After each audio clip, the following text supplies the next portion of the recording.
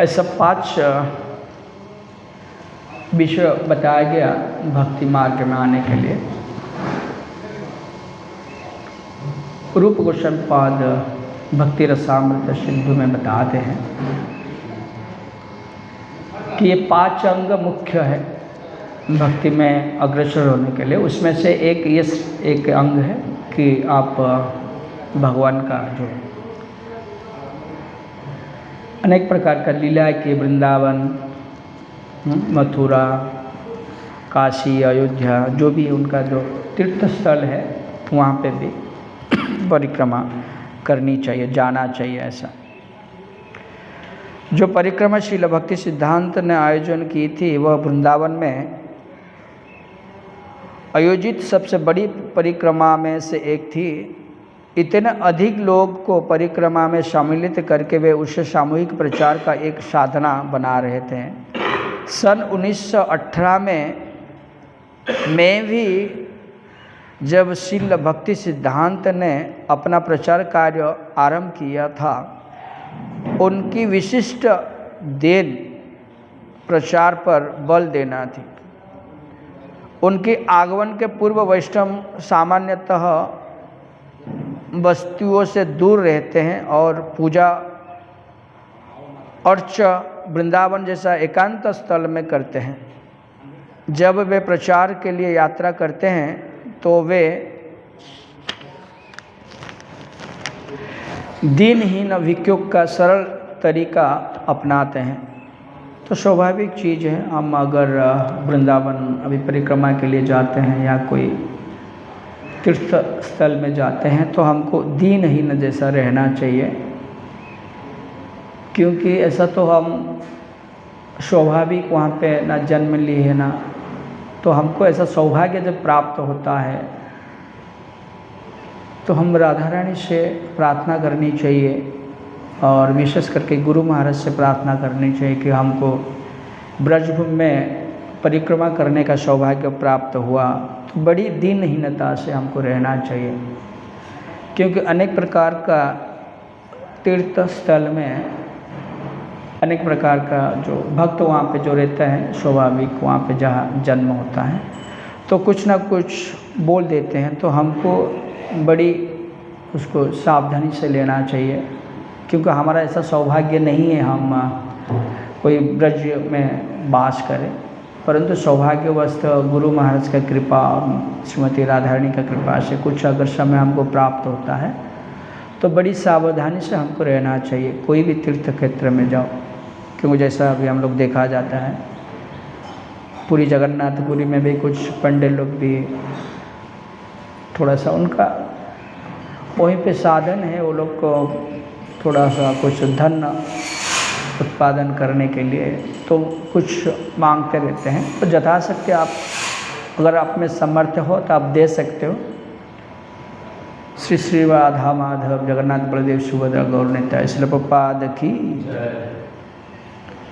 अगर नहीं है, सामर्थ्य नहीं है तो उनको प्रणाम करके हम वहाँ से विनम्र भाव से आ जाना चाहिए। भले उन्होंने कुछ अगर हमको डांट भी दिया तो इसको ध्यान रखना चाहिए, नहीं तो वहाँ पे हमको अपराध लगता है, धाम अपराध।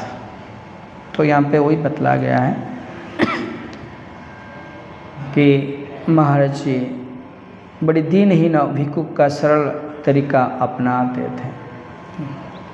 भगवान चैतन्य के काल में उनके गोस्वामी अनुयायी वृंदावन में वृक्ष की छाया में रहते थे।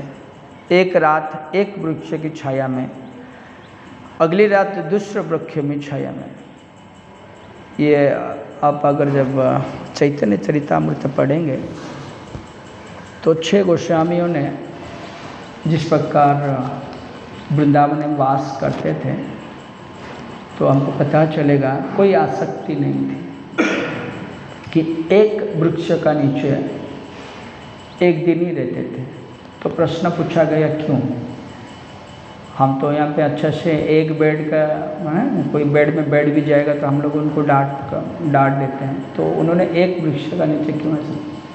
क्योंकि वो वृक्ष में आसक्ति ना हो जाए कि ये मेरा है। इसके लिए जो गोस्वामी वृंद है तो एक दिन एक ही रात एक वृक्ष है, दूसरा रात में दूसरा वृक्ष है, कोई उनका आसक्ति नहीं था दूसरे के प्रति। ये सबको हमको जानना चाहिए और पढ़ना चाहिए और आत्मसात करना चाहिए। कभी कभार हम लोग गलती संगति के कारण, दुसंगति के कारण इस विषय पे हम अन्य भक्तों का चर्चा करने लगते हैं, परंतु ये सब अगर पढ़ेंगे गोस्वामी वृंद का, हमारा गुरु परम गुरुदेव का चरित्र को, तो हमारा हृदय में ये स्वच्छता आएगा। जो हमारा गंदगी है, जो कुव्यवहार है, वो निकल जाएगी। हम नहीं सुनने के कारण हम कुछ ना कुछ गलतियां करते रहते। तो इसके लिए यहाँ पे बड़ी सुंदर उदाहरण है कि 6 गोस्वामी का, कि एक रात एक वृक्ष का नीचे रहते थे और अगला रात दूसरे वृक्ष के नीचे रहते थे। शील भक्ति सिद्धांत सरस्वती का उपदेश विश्वव्यापी प्रचार था। तभी जो शील भक्ति सिद्धांत सरस्वती ठाकुर थे उनको शिव गुरु कहा जाता था। वो पूरा विश्व में प्रचार करने के व्याप्त थे। वे जानते थे कि गोस्वामियों का त्याग पाश्चात्यों के लिए संभव नहीं था, इसीलिए उन्होंने यह धारणा आरंभ की कि भक्त विशाल मंदिर में भी रह सकते हैं। उन्होंने एक संपन्न वैष्णव व्यवसायी से बड़ा अनुदान स्वीकार किया था और कलकत्ता के बाग बाजार क्षेत्र में सन 1960 में संगमरमर के एक बड़े मंदिर का निर्माण कराया था। उसी वर्ष वे अपने बहुत से अनुयायी के साथ उल्टन के किराए के छोटे मकान से अपने नए प्रभावशाली मुख्यालय में चले गए थे। तो यहाँ पे प्रभुपाद कहते हैं कि जो 6 गोस्वामी ने जिस प्रकार रहते थे, परंतु पश्चात लोग के लिए संभव नहीं था। इसके लिए उन्होंने सोचा कि मैं एक विशाल मंदिर बनवाऊंगा। संगमरमर मतलब ये जो अपना हम लोग देखते हैं ऐसा, तो कि मंदिर में रहते हुए वो इस प्रकार भावना आ सकता है।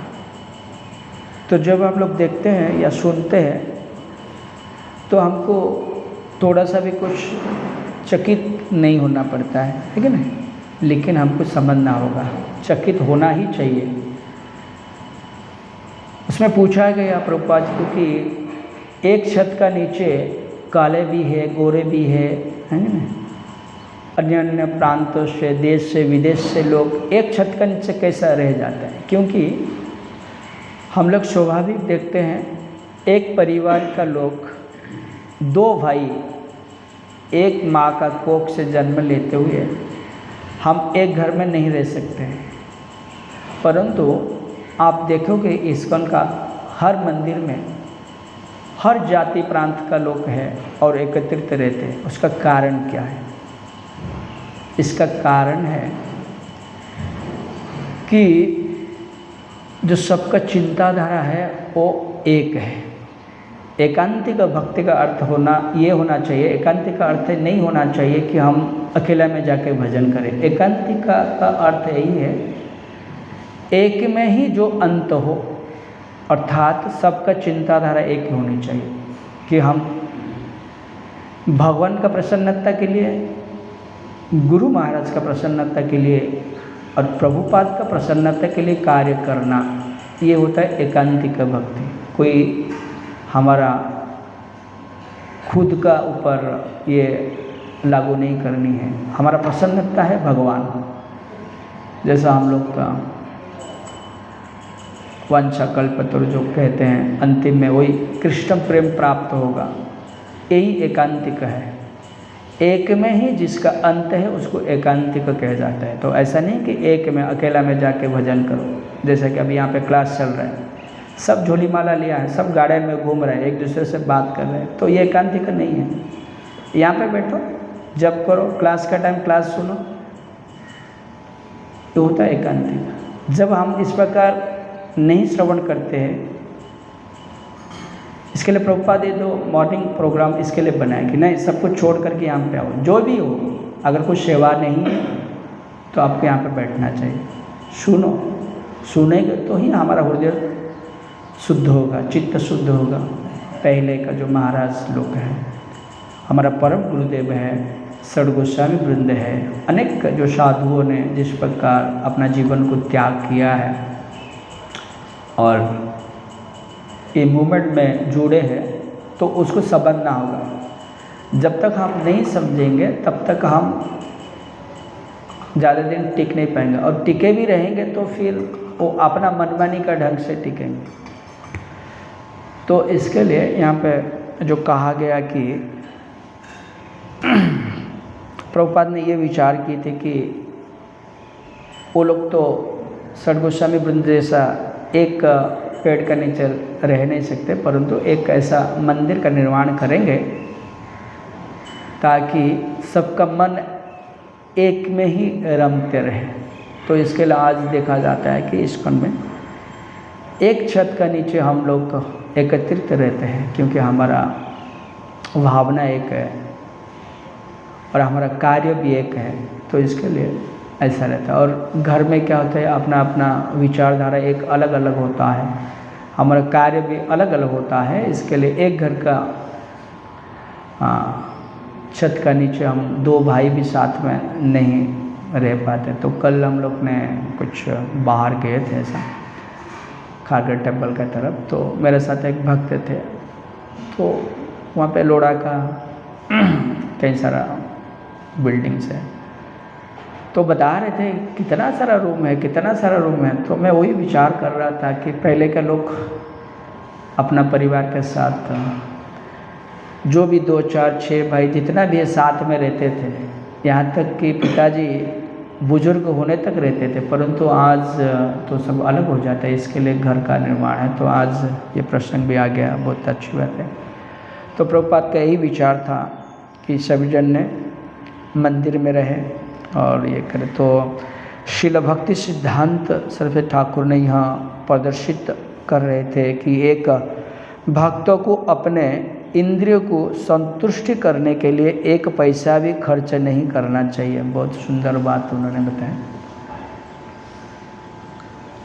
और जो भी कुछ करना है तो महाराज गुरु को पूछ के करना चाहिए, क्योंकि दीक्षा काले शिष्य करे आत्मसमर्पण।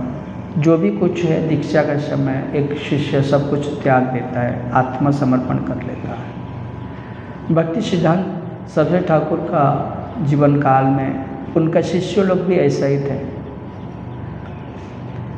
ऐसे शिष्य ऐसे थे, एक शिष्य ऐसा कि वहाँ पे मैं तो नाम भूल रहा हूँ, लेकिन जो भी कुछ धन राशि उनका महीना का आता था, भक्ति सिद्धांत सरस्वती ठाकुर को दे देते थे। यहाँ तक कि वो मंदिर से घर जाने के लिए जो किराया होता था, स्वयं भक्ति सिद्धांत सरस्वती ठाकुर देते थे कि ये आपको 10 रुपया 20 रुपया जो भी लगेगा आप लेके जाइए।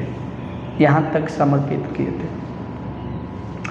प्रभुपाद में जीवन काल में ऐसा समर्पित किए थे। और तत्कालीन मुझे अभी याद आ रहा है, जो मेरे गुरु महाराज हैं हिज होलीनेस गोपाल कृष्ण गोस्वामी महाराज, जब उस समय उनका तनख्वाह था 60,000 करीब, परंतु सब कुछ उनका गुरु महाराज को समर्पित करते थे। तो ऐसा बड़े बड़े संत रहा करते थे कि जो भी कुछ है मैं गुरु को समर्पित करूं, परंतु आज वो चीज़ हमको देखने नहीं मिलता है कि पूरी तरह से हम समर्पित हो जाए।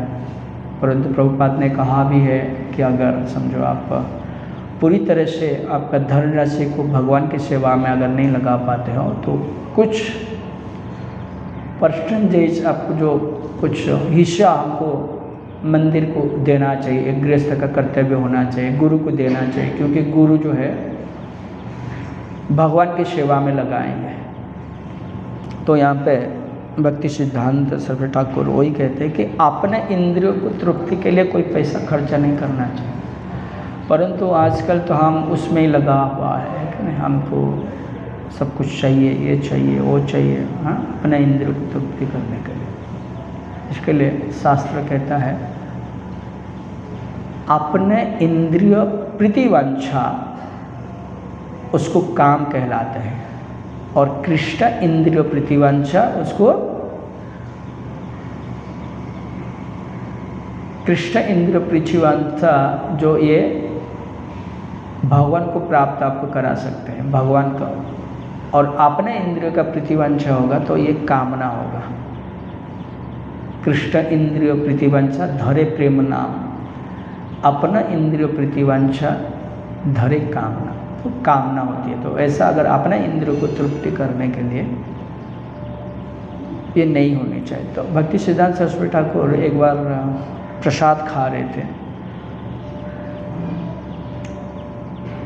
जैसे हम लोग को तो अभी कई सारा प्लेट्स में 4, 5, 6 आइटम ऐसा रहता है। फिर हम लोग बोलते हैं पनीर दो, सब्जी दो, आलू दो, बटाटा दो। परंतु भक्ति सिद्धांत सरस्वती ठाकुर को जब भी प्रसाद दिया जाता था तो उन्होंने सब मिला देते थे और मिला करके खा लेते थे। तो कुछ भक्तों ने पूछे उनको कि गुरुदेव आप ऐसा क्यों खाते हो, थोड़ा सा आप टेस्ट कर सकते हो, पनीर कैसा बना, आलू कैसा बना या और कुछ सब्जी कैसा बना। तो भक्ति सिद्धांत सरस्वती ठाकुर ने एक बड़ी अच्छा प्रसंग उनको मतलब बताया कि ये जीवा का टेस्ट के लिए मैं नहीं खा रहा हूँ, है कि नहीं, क्योंकि जीवा का टेस्ट अगर करोगे तो इसके लिए एक श्लोक आता है, जीवार लालचे इति उतिधाय शिष्टतर परायण कृष्ण नहीं पाए। अगर जीवा का लालसा में हम लोग वहाँ पे जाएंगे तो फिर हम कृष्ण को प्राप्त नहीं कर सकते। तो इसके लिए ये कृष्ण प्रसाद समझ करके खाना चाहिए, तभी हमारा एक कण अगर हम कृष्ण प्रसाद समझ के खाएंगे तो हमारा हृदय में निश्चित तौर पर परिवर्तन होगा। लेकिन हम उस नहीं समझने के कारण भले हम 2 ट्रक ऐसा प्रसाद खा भी लिया लेकिन हृदय में परिवर्तन नहीं होता है, क्योंकि हम लोग का चेतना वैसा नहीं होती है ना। जैसे हम लोग प्रसंग बड़ी सुंदर पढ़ते हैं कि नारद मुनि ने प्रसाद को इस धराधाम पर लाए, है कि नहीं, एक कण खाए थे, है कि नहीं, जो प्लेट में से थोड़ा कुछ था खाए थे, तो फिर शिव जी को दिए, शिव जी भी खाए, आनंद में लचने लगे। फिर माता पार्वती ने, हैं, अच्छा ये प्रसंग बहुत अच्छा, सुनने के लिए बहुत अच्छा लगता है। लेकिन हम जब प्लेट में प्रसाद महल में बैठते हैं तो पूछते हैं कि प्रभु मुझे पनीर देना है प्रसाद देते। तो इसके लिए अगर एक कण भी अगर प्रसाद आप समझोगे, खाओगे, तो निश्चित तौर पर आपका हृदय में परिवर्तन होगा। प्रभुपाद ने जब अमेरिका गए तो क्या किया, सबको प्रसाद खिलाए, अपने हाथों से बना करके प्रसाद किया, और उन्होंने वैसा ग्रहण भी किया। भले वो शरीर पाश्चात्य देश का था, परंतु उन्होंने गुरु को इतना माना, हूबहू एज इट इज, जैसा उन्होंने कहा प्रभुपाद ने, सारे शिष्यों ने वैसा माना और वो आत्मसात किए कि प्रसाद को ऐसा करना चाहिए, कैसा रहना चाहिए। और वैसा हम उनको देख कर के सीखते हैं। हम भारतवासी हैं, सब कुछ भारत में हुआ, ग्रंथ भी भारत का है, इतना आज जो अभी चल रहा है प्रयाग, वो भी सब भारत में है। आप कभी सुना है विदेश में ऐसा कुछ, भगवान का इतना कुछ नहीं। फिर भी देखो उन्होंने गुरु को इतना माना, गुरु का वचन को, जैसा अभी आप लोग गा रहे थे, गुरु मुख पद्म वाक्य चीते ते करिया अज्ञ, ठीक है ना। आरोना करिह मने आशा, लेकिन हम तो करते हैं और कुछ मन में आशा करते हैं, तो हम बहुत दूर हैं अभी इसके लिए, तो मन में कुछ आशा नहीं होनी चाहिए। तो उन्होंने गुरु के प्रति इतना शरणागति हुए, तो आज वो लोग ने हमको शिकार है कि नहीं? तो ये चीज़ है। तो इसके लिए भक्ति सिद्धांत सदय ठाकुर इन पे वही कहते हैं कि अपना इंद्रियों को तृप्ति के लिए कुछ धन खर्चा मत कीजिएगा, ठीक है। जबकि कृष्ण भावना की सेवा में वहाँ लाखों रुपया खर्च कर सकते थे, है कि नहीं। आप स्वाभाविक देखते हो, हम लोग का मंदिर में कुछ अगर फेस्टिवल वगैरह होता है तो कई सारा फूल वगैरह इत्यादि भगवान को भी चढ़ाते हैं, सब कुछ है ना, बहुत खर्चा होता है। और साधु कैसा है, मुंडन होके बस एक कपड़ा ही पहन के रहता है ना, कोई सजावट नहीं होता, तो वैसा होनी चाहिए। जबकि श्रील भक्ति सिद्धांत सरस्वती ठाकुर के पूर्व वैष्णव अंग्रेजी द्वारा लाए गए या यांत्रिक उपकरणों से कोई सरोकार नहीं रखते थे।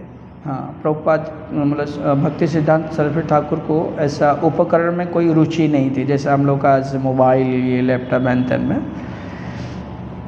परंतु प्रभुपाद ने कहा है, अगर कोई आज का जैसा डिजिटल इंडिया में सब भागते रहते हैं, तो कुछ ऐसा भी उनको अगर पकड़ना है बद्धजीव को, अगर कोई मोटरसाइकिल पे है तो उससे तेज़ भागने वाली हमारा पास भी होनी चाहिए ताकि उसको पकड़ सके।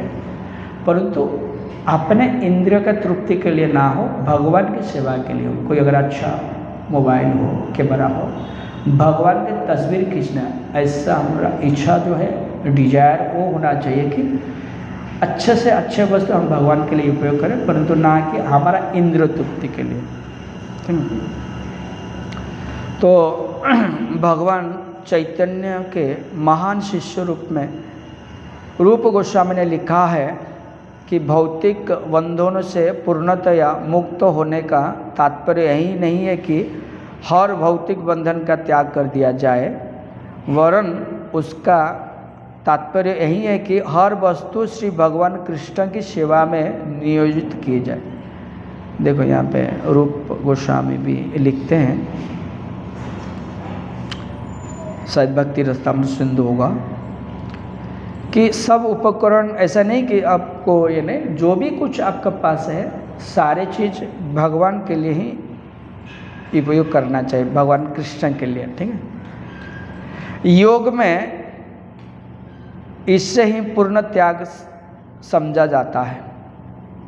जो योग हम लोग पढ़ते हैं, भक्ति योग, कर्म योग, ज्ञान योग, ये भी ये कुछ योग है कि हमारे पास जो भी कुछ है उसको भगवान को समर्पित करना, अर्पित करना है। ये भक्तों का लक्षण होता है। इसके लिए भक्ति विनोद ठाकुर ने एक भजन में ऐसा प्रसंग लिखते हैं, मानसा देह गेह जो कुछ मोर अर्पिलु तुहा पदे नंद किशोर।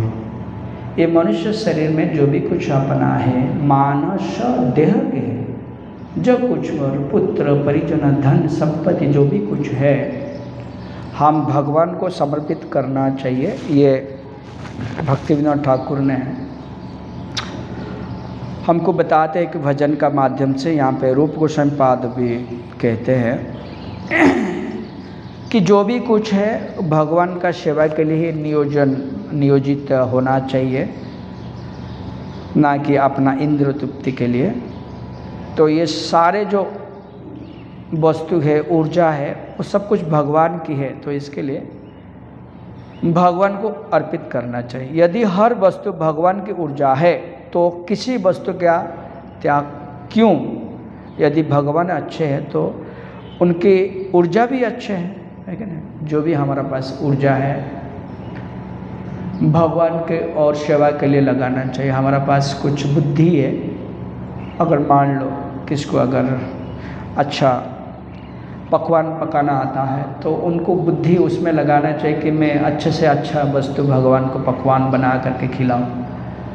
अगर कोई अच्छा डिजाइनर है तो उनको ऐसा इच्छा होना चाहिए कि भगवान का अच्छा वस्त्र में डिजाइन करके बनाऊंगा, जैसा पुजारी लोग अच्छा से श्रृंगार करते हैं। तो बुद्धि को उसमें से लगाना चाहिए, है ना। ऊर्जा अगर भगवान की है तो एक ऊर्जा को भगवान की सेवा में लगाना चाहिए। ऐसा नहीं कि कोई वैष्णव का पीछे ऐसा हाथ धो के पड़ना नहीं चाहिए कि ये ऐसा करे तो हम भी कुछ कम नहीं है, हम भी यहाँ पे समथिंग स्पेशल ऐसा है तो हमारा भी कुछ बात चालू चलना है, छड़ी के जादू चलना चाहिए, वैसा नहीं होनी चाहिए।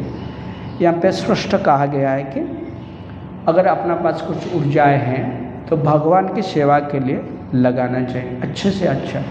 कुछ और बुद्धि यहाँ पे चला कि इसको गिराने के खींचतानी में जो लगाते हैं हम, किसका पीछे लगाते हैं, ये वैसा कर रहे हैं, वो वैसा खा रहे हैं, वैसा जा रहे हैं, उससे अच्छा बस तो हम भगवान को कैसा करें, ऐसा करें।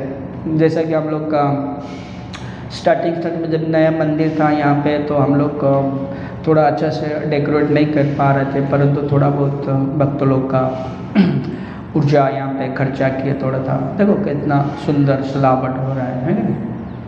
तो ऊर्जा इसमें लगाना चाहिए, ठीक है। भौतिक वस्तुओं का उपयोग अपने इंद्रिय सुख के लिए नहीं करनी चाहिए, किंतु उनका उपयोग भगवान कृष्ण की सेवा के लिए किया जा सकता है। जितना भी अपना भौतिक चीज़ है भगवान की सेवा के लिए की जाना चाहिए। तो इसके लिए ऐसा जो एक कहावत है कि एक भक्त था, तो कोई भगवान को तुलसी बना, ये शिव जी का कहानी है, तो कोई बेल पत्ता इत्यादि चढ़ा रहा था तो शिव जी खुश होते थे, ठीक है। तो एक्चुअली तो चोर था, उसको घंटी लेना था, ठीक है, परंतु जो घंटी थोड़ा ऊपर था, ठीक है, तो हाथ नहीं पहुंच रहा था। तो उनको लगा कि मैं शिवलिंग का ऊपर खड़ा रह के घंटी को निकाल दूँ। तो जैसा ही वो चोर ने शिवलिंग का ऊपर खड़ा रहे तो शिव जी प्रकट हो गए और प्रसन्न हो गए। तो वो तो घबरा गया ना, क्या हो गया, शिव जी कैसे आ गए। तो उनको प्रणाम किया, प्रभु जी ऐसा है। तो शिव जी प्रसन्न हो गए और कहा कि आप जो वरदान मांगते हैं मांगो, मैं आपका ऊपर प्रसन्न हो गया, खुश हो गया ना। उन्होंने बोला मैं तो कुछ किया ही नहीं, ना चढ़ाया, ना बेल पत्ता चढ़ाया, कुछ तो चढ़ाया नहीं, फिर क्यों खुश वैसे। तो बोले नहीं, तुम आपने आपको चढ़ा दिया ना, तो इसके लिए तो उन्होंने बोला नहीं प्रभु, मैं घंटी निकालना था परंतु नहीं हो रहा था। तो भावना ऐसे, तो भगवान को हमारा ऊर्जा जो है अपने इंद्रियों के लिए ना करते हुए वहाँ पे चढ़ाना है। जो भी वस्तु है कुछ खुद से भी, जैसा हम लोग यहाँ पे कुछ डेवोटी से फुल टाइम सेवा कर रहे, तो पूरी तरह से एक निष्ठापूर्ण भाव से हमको ये भावना होनी चाहिए कि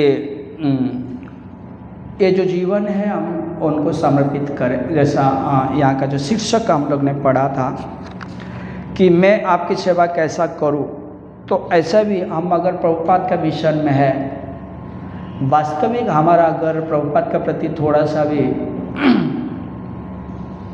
भावना होती है कि मैं सेवा करूँ, तो ऐसा खुद से पूछना चाहिए प्रभुपाद को। जब भी हम प्रणाम करते हैं, जब तक हम लोग को महाराज का शेल्टर नहीं हुआ तो उनको पूछना चाहिए प्रभुपाद जी को, मैं क्या सेवा करता हूँ। तो निश्चित तौर पर आपका हृदय में प्रभुपाद जी कुछ प्रेरणा देंगे, अच्छा गुरु को मिलवाएंगे और आपको निश्चित तौर पर एक सेवा देंगे। और जो सेवा नहीं करना चाहते उसको तो हज़ारों बहाना रहता है, दुनिया बहाना रहता है कि नहीं, कुछ सेवा नहीं करेंगे बस आकर। परंतु जो वास्तविक सेवा करने वाले व्यक्ति हैं तो ऐसा अगर इच्छा करेगा तो निश्चित तौर पर उनको सेवा का मौका मिलेगा। और हम सभी जो यहाँ पे ये मिशन में जुड़े हुए हैं, हरे कृष्णा आंदोलन में जुड़े हुए, सबका मन भावना यही होनी चाहिए हम कुछ सेवा करें। भले मंदिर में एक दिन के लिए आते हैं, 1 घंटा के लिए आते हैं, 1 मिनट के लिए आते हैं, तो हमारा जो भावना होनी चाहिए, हम किस प्रकार सेवा करें। देखो प्रसाद तो भगवान दे ही देंगे, ऐसी बात नहीं है, परंतु हमारा जब सेवा भाव अगर होगा तो निश्चित तौर पर भगवान हमारा ध्यान रखेंगे। तो इसके लिए तो भगवान भगवद गीता में कहते हैं सततो कीर्तयन्तु मां यजना परिपाशिते तेषां नित्यभियुक्तानां योगक्षेमं वहाम्यहम्। मैं उसका सारे चीज़ को वहन करता हूँ जो हमारा सतत कीर्तन करता है, अर्थात सेवा करता है ना। कीर्तन तो करते रहेंगे परंतु सेवा भाव होनी चाहिए हमारा। सेवा भाव अगर होगा तो निश्चित तौर पर भगवान हमारा साथ देंगे। तो भौतिक वस्तु को जो उपयोग अपने इंद्रिय सुख के लिए नहीं परंतु भगवान की सेवा के लिए करनी चाहिए। इसीलिए शील भक्ति सिद्धांत सरस्वती ठाकुर ने आधुनिकतम छापे खाने का इस्तेमाल करना चाहते थे। जैसा उनको कुछ बुक्स उनको बनवाना था, तभी तो प्रिंटिंग प्रेस एक आधा कुछ होता था, रोज़ लोग लिखते थे कि ऐसा है वैसा है। तो इसके लिए उनका इच्छा थी कि एक आधुनिक छापे खाना इस्तेमाल करना चाहिए। वे सांसारिक लोग को कृष्ण कथा सुनाने के लिए शान शौकत से बने मंदिर में आमंत्रित करना चाहते थे। बड़ा सुंदर मंदिर बना करके उनको बुला करके उनको आमंत्रित करना चाहते थे। जैसा हम लोग आज देखते हैं यहाँ पे भी कुछ अगर गेस्ट आते हैं बड़ी आदर के साथ उनको सत्कार किया जाता है, क्योंकि मंदिर में कोई भी व्यक्ति आता है वो प्रभुपाद का गेस्ट है, ये समझना है हमको। अगर वैसा मन भावना होगा तो हम आपस में ऐसा नहीं होंगे कि इनका वैसा है उनका, हाँ। तो ये भावना होनी चाहिए कि कोई भी आए यहाँ पे तो ये प्रभुपाद जी का गेस्ट है। और प्रचार कार्य पर जाने वाला भक्तों को सुंदर सा सुंदर वाहनों में जाने से हिचकिचा नहीं चाहिए। उन्हें सिले कपड़ा पहनना चाहिए और भौतिक सुख सुविधा का बीच रहना चाहिए। यहाँ पे स्पष्ट करते हैं कि अगर कोई प्रचार कार्य में है तो उनको भी थोड़ा सुविधा देना चाहिए, जैसा गाड़ी मोटर में लाना चाहिए। क्योंकि कभी कभार लोग का मन में ये भी धारणा हो जाता है कि वो तो साधु है, उनको कुछ ऐसा ज़रूरत नहीं है, वो चल के भी आ सकते हैं, वैसा है। लेकिन जो प्रचार कार्य कर रहे हैं, क्योंकि भगवान जो कार्य करते हैं, भगवान का कार्य, भगवान की सेवा, उससे बढ़कर कोई और व्यक्ति नहीं होता है। तो इसके लिए तो हम सभी को प्रभु कहा जाता है। कोई पूछा भाई प्रभु मतलब क्या है, प्रभु क्यों कहते हैं? प्रभु मतलब भगवान तो है, प्रभु क्यों अल्लाह प्रभु कहते हैं? प्रभु का अर्थ ये होता है कर्तुम अकर्तुम सर्वथा कर्तुम सह इति प्रभु। जो नहीं करने वाले कार्य को कर सकता है उसको प्रभु कहा जाता है।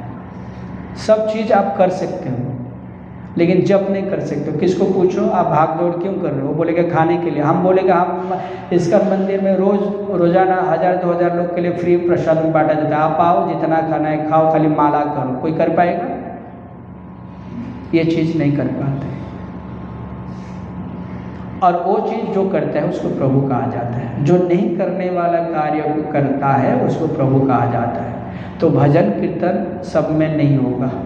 तो आपका सौभाग्य है कि आपका पूर्व जन्म का स्वीकृति, ठीक है, और कुछ पूर्व में अच्छा कार्य किए रहेंगे, आपका परिवार में कोई किया रहेगा, तो सारे जो पुण्य का पूंजी जब उदित होता है तो इस प्रकार हमको सौभाग्य मिलता है। इसके लिए भगवान भगवद गीता में कहते हैं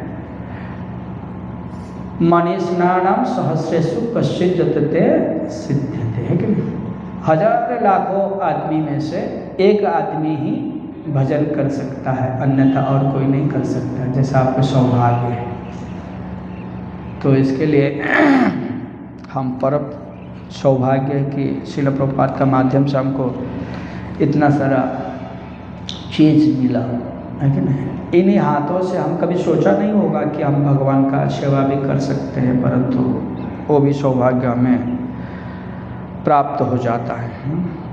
तो इस भावना से उन्होंने बाग बाजार के भवन का निर्माण कराया था और वहाँ एक आस्तिक प्रदर्शन आयोजित की थी, जिसमें बारीक से निर्मित चित्रित और सुसज्जित मिट्टी की गुड़िया की झांकियों दिखाने के व्यवस्था की गई थी। ये गुड़िया बंगाल की परंपरा कला का एक रूप है, किंतु वैष्णव प्रदर्शन और श्री कृष्ण की लीलाओं को व्यापक ढंग से प्रदर्शन करने वाले लगभग 100 गुड़िया का एक साथ इस प्रकार रंगमंच पर एकत्रित किया जाना पहले कभी नहीं देखा गया था। आस्तिक प्रदर्शन से चारों ओर धूम मच गई और 1000 लोग उन्हें प्रतिदिन देखने आने लगे, ठीक है ना। इसके लिए इसका ना ऐसा सब बनाते रहते हैं कि कुछ आकर्षित करें। क्यों ऐसा आकर्षित करें? क्योंकि किसको रुचि पढ़ने में नहीं होता है, कभी सुनने में नहीं होता है, कभी कीर्तन में नहीं होता है, तो अलग अलग उनको एक ऐसा प्रोग्राम किया जाता है कि ताकि मन उसमें लगे। लास्ट टाइम आप देखा होगा, यहाँ पे भी हम कई सारे गुड़िया रखे थे, है कि नहीं, सबका हाथ में लेकिन गीता था, है ना, यहाँ पे एक बनाया था, क्योंकि इसका माध्यम से सबका ध्यान वहाँ पे जाए और हर घर गीता, हर व्यक्ति के पास गीता पहुँचना चाहिए। ऐसा एक गुड़िया का ऐसा यहाँ पे एक हम लोग ने भी बनाए थे। तो ये एक हम लोग का यही इच्छा है कि एन केन प्रकार मन कृष्ण निवेशया, किसी भी प्रकार से व्यक्ति कृष्ण में जुड़ जाए। ये भावना के कारण कुछ गुड़िया का, कुछ कीर्तन, कुछ ऐसा एक्टिविटी करना पड़ता है। तो वहाँ पे भी ऐसा किया गया था। उस वर्ष श्रील भक्ति सिद्धांत सरस्वती अपने लगभग 40 शिष्यों के साथ भारत की परिक्रमा पर निकले। इस यात्रा में श्रील भक्ति सिद्धांत के कई सार्वजनिक भाषण हुई और महत्वपूर्ण व्यक्तियों से उनकी भेंट भी हुई। जब एक्टिविटी करते हैं तो लोग पूछते रहते हैं ये क्या है, वो क्या है, तो यहाँ पे कोई व्यक्ति ऐसा बताते रहते हैं तो उनको बड़े उत्साह आता है ना। 1932 में भारत के विभिन्न भागों में उन्होंने 3 प्रेस स्थापना कर दिए थे, जहाँ से विभिन्न भारतीय उपभाषाओं में 6 पत्रिका प्रकाशित होने लगे थे। तो उन्होंने जब इस प्रकार एक्टिविटी किए, फिर बड़े बड़े लोग से मिले, तो 3 प्रेस मतलब जो बुक छापने वाला प्रेस वो स्थापना कर दिए थे और अलग अलग भाषा में उन्होंने छाप रहे थे। कलकत्ता में एक राजनेता ने श्रील भक्ति सिद्धांत सरस्वती से पूछा, नदिया प्रकाश को आप एक दैनिक पत्र के रूप में कैसे निकालते हैं? जो नदिया का इसमें जहाँ पे चैतन्य महाप्रभु का आविर्भाव स्थान है, नदिया प्रकाश को आप एक दैनिक पत्र के रूप में कैसा निकालते हैं? तो भक्ति सिद्धांत सरस्वती ने उत्तर दिए कि यह एक आश्चर्यजनक बात नहीं है। यदि हम इस बात को ध्यान में रखें कि केवल कलकत्ता नगर से लगभग आधे दर्जन सामान्य दैनिक पत्र प्रकाशित हो रहा है, ठीक है ना। मन में वही प्रश्न होता है ना कि आप कैसे ऐसा निकाल सकते हो, ऐसा क्यों निकालते हो, उनका बारे में, इसका विषय में, ऐसा विषय में। तो प्रभुपाद वही कहते हैं कि ऐसा तो दुनिया का लगभग आधा दर्जन है कि नहीं दैनिक पत्र निकालते, तो इसके लिए हम भी निकालते। तो ऐसा प्रभुपाद को भी पूछा गया था कि जब उन्होंने जो Bhagavad Gita as it is को उन्होंने लिख रहे थे और लिख के उनको सबको वितरण हो रहा था, तो कुछ लोग ने प्रश्न किए, यहाँ तक कि प्रभुपाद का शिष्य लोग भी प्रभुपाद से प्रश्न किए कि प्रभुपाद हम जो अभी जो लिख रहे हैं Bhagavad Gita as it is, उसका पहले लगभग 40 भगवत गीता बन गया था। 40 लोग ने उसको निकाल दिए थे, मतलब बनाए थे अपना अपना भाष्य दे करके। तो प्रभुपाद को पूछा गया कि 40 तो है ऑलरेडी, आप कुछ नया निकालिए, आप वही भगवद गीता क्यों निकाल रहे? तो प्रभुपाद ने उनको उत्तर दिया कि मैं वो भगवद गीता नहीं मैं ये कर रहा हूँ कि मैं एज इट इज़ जो भगवान ने कहा अर्जुन को वही गीता मैं यहाँ पे प्रस्तावन कर रहा हूँ, ताकि वो गीता जो भी व्यक्ति पढ़ेगा और वो जरूर भगवान को समझेगा या भक्त बनेगा। तो हम आज भी देखते हैं अपना जीवन काल में कि लगभग 99% लोग अगर कोई भक्ति में आया है तो श्रील प्रभुपाद जी का इस ग्रंथ को पढ़ करके और भगवान को समझे भी है, भक्त बने भी हैं। भले उन्होंने रचना के पहले 40 भगवद गीता थे, परंतु वो पढ़ करके आज भी कोई भगवद गीता को समझा नहीं होगा या भगवान को समझा नहीं होगा, है कि नहीं? कभी कभार आप मोबाइल पे आप देखते होंगे या कोई दुकान पे आप देखते होंगे तो कर्म एक पूजा है, ऐसा एक लंबा लिस्ट होता है, ये गीता का सार है, मतलब गीता का लिखा गया, परंतु ऐसा कोई भगवान ने, जब हम लोग प्रभुपाद जी का गीता पढ़ते हैं तो हमको पूरी तरह से हमको समझ में आता है कि भगवान ने हमको क्या कहना चाहते हैं और हमारा क्या कर्तव्य है भगवान का प्रति सेवा करने के, ठीक है, ये भावना होती है। तो यहाँ पे भी भक्ति सिद्धांत सरस्वती ठाकुर को किसने पूछा कि आप नदिया के विषय में ऐसा क्यों आर्टिकल लिखते हो, तो उन्होंने बोला कि इसका पहले भी तो लोग लिखते रहते हैं, तो उसमें क्या हो गया, ठीक है, क्योंकि लोग को ध्यान भटकाना है तो वो कुछ भी बात करके वो ध्यान भटकाएगा। तो केवल कलकत्ता नगर से लगभग आधे दर्जन सामान्य दैनिक पत्र प्रकाशित हो रहा है। यद्यपि यह भारत के सभी नगरों में केवल एक नगर है, भारत पृथ्वी पर के सभी राष्ट्रों में केवल एक राष्ट्र है। पृथ्वी ब्रह्मांड के अनेक ग्रहों में केवल एक बहुत छोटा सा ग्रह है। वह ब्रह्मांड, उन ब्रह्मांड में केवल एक ही है जिनका संख्या इतना अधिक है कि एक एक ब्रह्मांड की भी वही स्थिति है जो सरसों के एक बड़े बोरी में एकाकी सरसों के बीच की होती है। एक बहुत सुंदर उदाहरण उन्होंने दिया, जैसा हम लोग कहते हैं कि एक सरसों का बोरी हो चाहे एक सरसों हो तो लगभग सेम है ना, लेकिन उनका जो जैसा कि समुद्र का जल और समुद्र का जल एक दो बूंद है, वो भले मात्रा में अधिक हो परिणाम में, परंतु उसका जो स्वाद तो एक ही होता है ना, उनका जो नमकीन का टेस्ट है वही है। तो अच्छा उदाहरण उन्होंने दिए कि ये ब्रह्मांड तो एक ही है, तो भगवान का द्वारा बनाया गया है।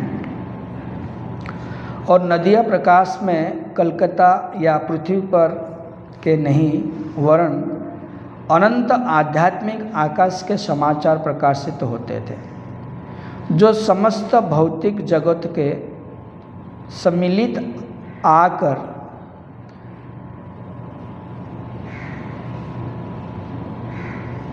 इसीलिए यदि सीमित भौतिक जगत के समाचार देने वाले कलकत्ता के पत्र दैनिक हो सकता है तो क्या आश्चर्य है जो नदिया प्रकाश दैनिक छापता है। वास्तव में यदि अभिरुचि रखने वाले पाठक का अभाव ना हो तो आध्यात्मिक संसार विषय का समाचार पत्र प्रतिक्षण छप सकता है।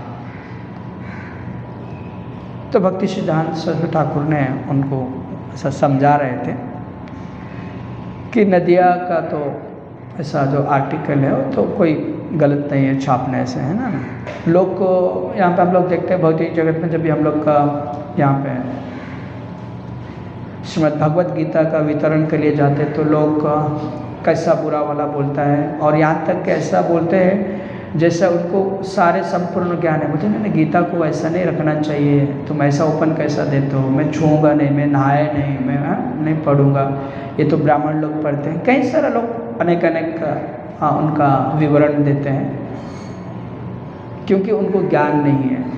तो भक्ति सिद्धांत सरस्वती ठाकुर वही कहते हैं कि ये ऐसा छाप सकते हैं। तो श्रील प्रभुपाद अंतिम में वही कहते हैं, अगर वास्तविक मुझे जीवित रखना चाहते हो, जीवित देखना चाहते हो, तो मैं ये पुस्तक में, किताब में मैं हूँ, क्योंकि मेरा द्वारा जो लिखी गई है इसको वितरण करो, क्योंकि ये भगवान का संदेश है, सबका पास पहुँचना चाहिए और सब भगवान का भक्त बनना चाहिए।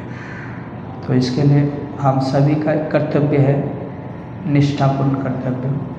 ऐसा नहीं कि खाली दिसंबर महीना हो, कभी भी ऐसा अगर लगा किसी को अगर प्रचार प्रसार करना है तो भगवत गीता उनको भेंट देना चाहिए, जैसा हम लोग प्राय लोग करते हैं, जैसा बर्थडे इत्यादि में गिफ्ट वगैरह देते हैं। तो इसी प्रकार कोई भी ग्रंथ को देना चाहिए, क्योंकि हमारा जो अभी आधा एक घंटा का जो प्रवचन है, शायद हो सकता है उसमें से कुछ देर तक रहेगा, कुछ देर के बाद हम भूल जाएंगे, परंतु जो प्रभुपाद का लिखा गया ग्रंथ का अगर हम लोग देंगे, रोजाना वो अगर अध्ययन करेंगे, पढ़ेंगे, तो निश्चित तौर पर उनका हृदय में परिवर्तन होगा। तो शील भक्ति सिद्धांत के प्रकाशन में एक प्रकाशन अंग्रेजी में था, हार्मोनिस्ट, और 1932 में की वृंदावन परिक्रमा का विज्ञापन इसमें प्रकाशित हुआ था। ये जो हार्मोनिस्ट करके एक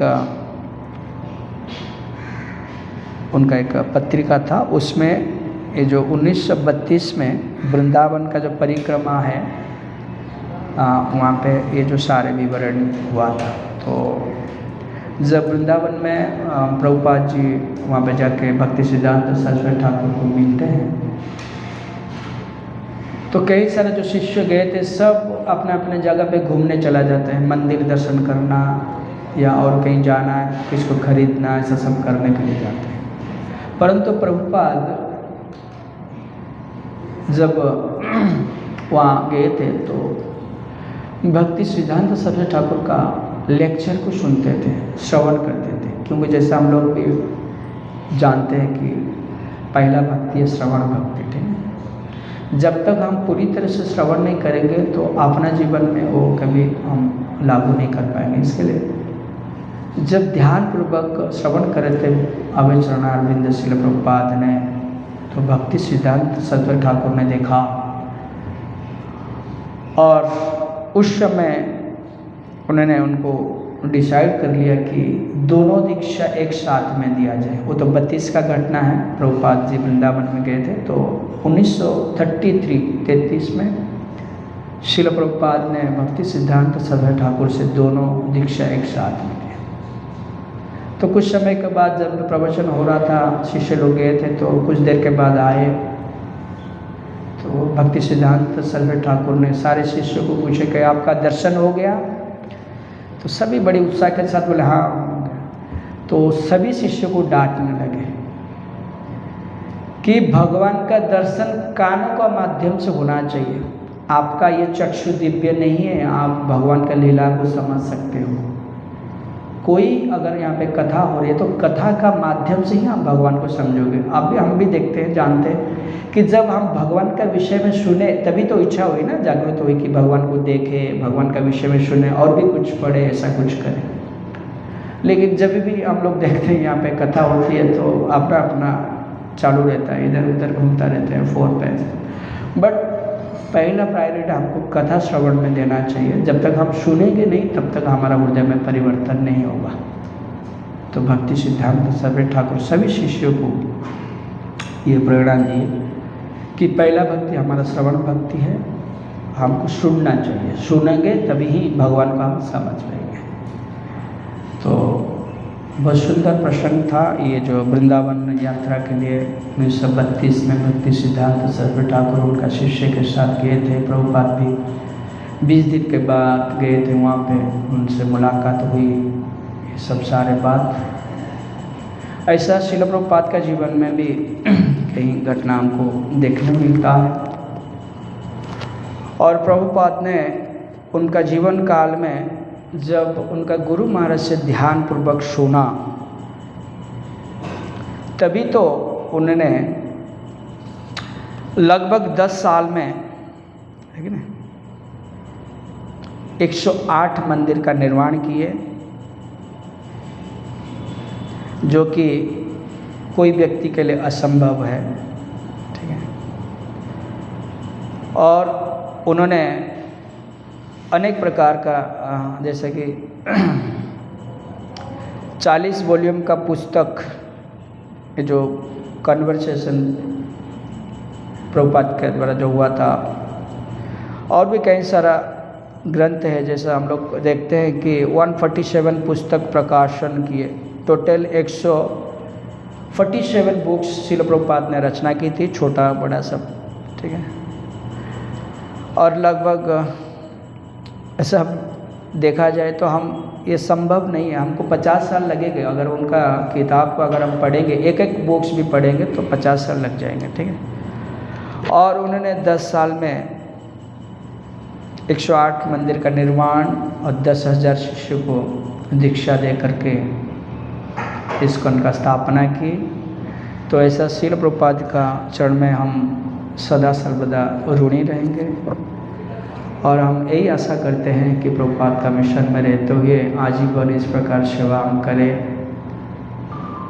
और अन्य कोई अभिलाषा नहीं, हमारा कुछ अभिलाषा नहीं। जो भी श्रेय है श्रील प्रभुपाद गुरु महाराज को मिले, क्योंकि हम उनका मिशन में जुड़े हैं, उनका नमक खाए तो हमको ये हमारा एक कर्तव्य है, उनका प्रति निष्ठावान होकर के सेवा करना चाहिए। तो आप सभी भक्तों से इस प्रकार प्रभुपाद को प्रणाम करके प्रार्थना करनी चाहिए कि हम भी अपना मिशन में कुछ जो भी सेवा मिले हमें निष्ठापूर्वक हम सेवा करें, क्योंकि प्रभुपाद अगर नहीं होते तो शायद हम अपना जीवन काल में इस स्थिति पर नहीं आ पाते हैं। मेरा तो मैं खुद का अनुभव यही कहता हूँ कि मैं मतलब ऐसा कोई बड़ा परिवार से या बड़ा प्रीचर वगैरह ऐसा कुछ है ही नहीं, हमारा शिक्षण भी कम है, परंतु प्रभुपाद ने विशेष कृपा की है ताकि उनका सेवा करने का सौभाग्य हमको इस जीवन में दिए हैं। तो जितना भी समय काल है मेरा, मैं प्रभुपाद को इस व्यास मंच से प्रार्थना करता हूँ, मेरे गुरु महाराज को प्रार्थना करूँगा कि इस जीवन काल में जितना भी समय है इस प्रकार सेवा में लगाइए, निस्वार्थपूर्ण भाव से, कोई स्वार्थ ना हो। जो भी श्रेय है मेरे गुरु महाराज और प्रभुपाद को मिले।